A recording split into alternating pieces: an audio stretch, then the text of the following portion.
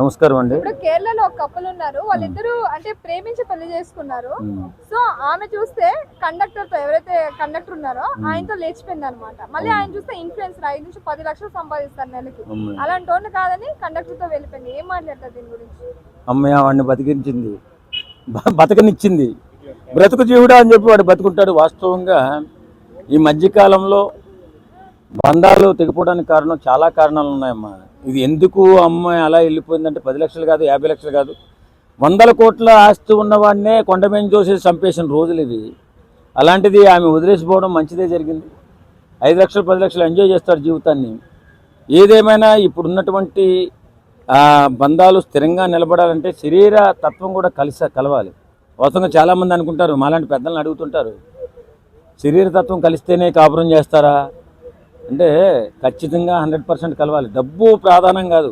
డబ్బు కోసం పైపైన ప్రేమలు చూపించేటటువంటి వ్యక్తులు ఎక్కువ మందే ఉంటారు, కానీ డబ్బు కాదు ప్రాధాన్యం.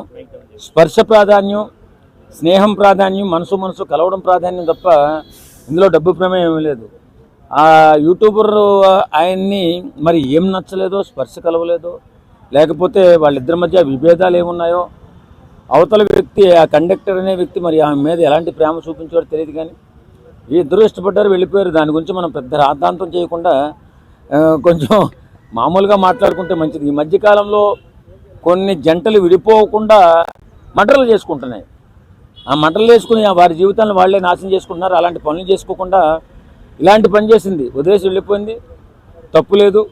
ఎందుకంటే కేంద్ర మన చట్టాలు కూడా ఏం చెప్తున్నాయి, ఇష్టపడిన వారితో మీరు వెళ్ళిపోవచ్చు, మీకు ఇబ్బంది ఉంటే వెళ్ళిపోవచ్చు, లేదు తన ప్రవర్తన నచ్చకపోతే విడాకులు కోరుకోవచ్చు అని చెప్పి మన భారత చట్టాలు కూడా చెప్తున్నాయి. కాబట్టి అలా వెళ్ళిపోవడం బెస్ట్, చంపేసుకోకుండా. అదేదో మ్యారేజ్ అవ్వక ముందు అలా వెళ్ళిపోతే బాగుంటుంది కదా సార్. అంటే మ్యారేజ్ అవ్వక ముందు అయితే ఇప్పుడు వాళ్ళిద్దరు పెళ్లి చేసుకుంటే అయిపోతుంది కదా. ఇప్పుడు పెళ్లి అయ్యాక అంత ఇష్టపడి అంత లవ్ చేసి అన్ని ఇయర్స్ ఉండి ఎందుకంటారు ఇదంతా? మరి చిన్నపిల్లలు నీకు తెలీదు, శరీరతత్వం కలవకపోతే భార్యాభర్తలు ఇద్దరి మధ్య అగ్గి రాగి చేసుకున్నట్టు ఉంటుంది. అది చాలామందికి తెలియదు, తత్వం తెలిసిన వాళ్ళకి తెలుస్తుంది.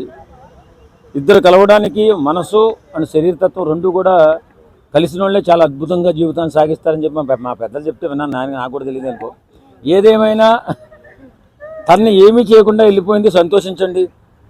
ఇలాగే ఏదైనా మీకు నచ్చకపోతే, మీ ఇద్దరి మధ్య పొరపచ్చకపోతే విడిపోండి, తప్పులేదు. అంతే తప్ప ఒకరినొకరు కేసులు పెట్టుకోవడం వద్దు, చంపుకోవడం వద్దు, హాయిగా జీవితాన్ని సాగించండి.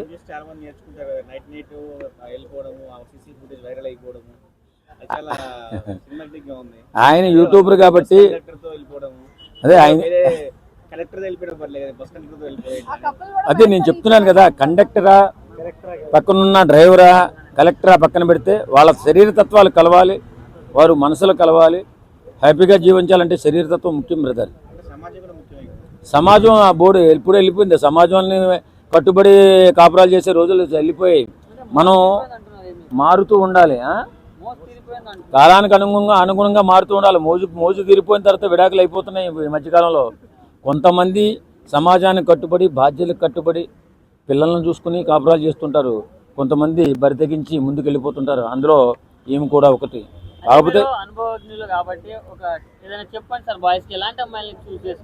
ఇలాంటి అమ్మాయిని చూస్ చేసుకోవాలని మన జాతకాన్ని బట్టి అమ్మాయి వస్తుంది మనకి.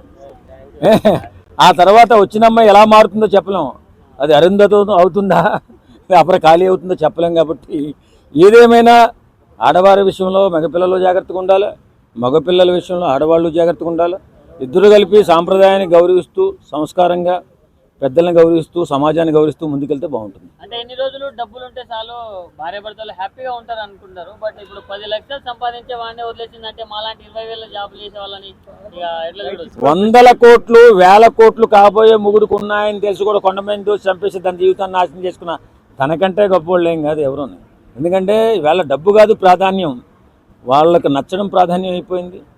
మనసుకు నచ్చాలా, మనిషిగా నచ్చాలా, స్పర్శగా నచ్చాలా.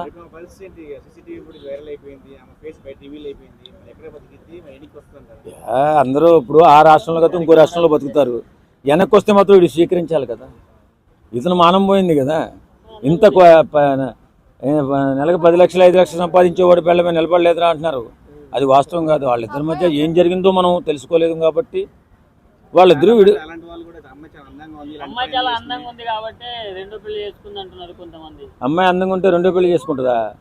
అందం కాదు అక్కడ, వాళ్ళిద్దరి మధ్య మరి ఏంటి సమస్యలు వచ్చాయో తెలియదు కానీ